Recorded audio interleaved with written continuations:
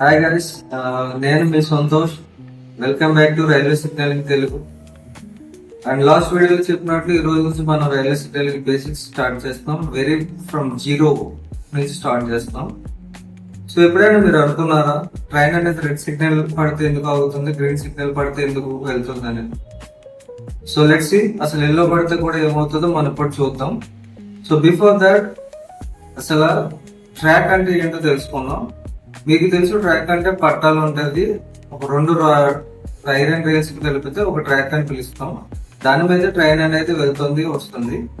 So without track ఈ train can't able to move. Signals గురించి చూద్దాం. సిగ్నల్స్ లో కలర్స్ ఎందుకు ఉంటాయి? ఫస్ట్ ఈ రోజు చూసే టాపిక్ కలర్స్.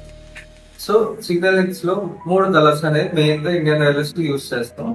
అవి ఏంటంటే red, yellow and green. Okay, red అంటే మీనింగ్ ఏంటి, అసలు ట్రైన్ ఎందుకు ఆగుతుందో రెడ్ గురించి తెలుసుకున్నాం. రెడ్ అంటే మీనింగ్ ఏంటంటే ఆగాలి లేదా స్టాప్ అని అర్థం.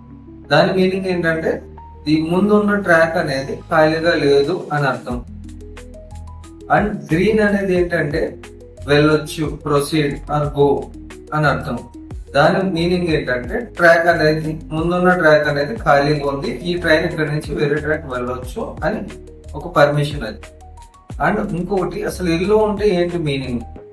ఎల్లో అంటే ఏంటంటే కాషన్, నథింగ్ బట్ జాగ్రత్తగా వెళ్ళమని అర్థం, రెడీ టు స్టాప్ అని అర్థం.